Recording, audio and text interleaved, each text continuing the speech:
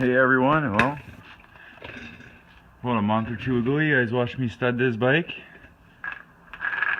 Well, I did a lot of ice ripping, but with every season, spring is here. It's time to pull these studs out, and even the studded winter tires are even coming off. Summers are going back on, it's a good time. So we're gonna pull all these studs out because, well, this tire is good for another season and I'm cheap and I don't feel like buying a new tire. So yeah, let's pull them out. I'll time lapse this for you guys.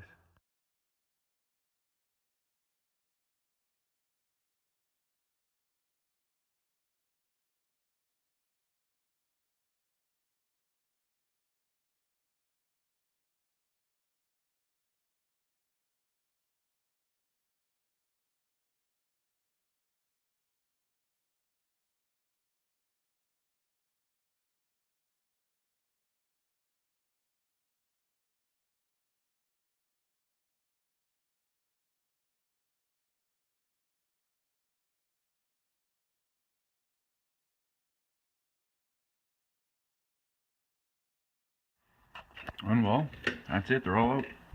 300 studs. Didn't take you very long.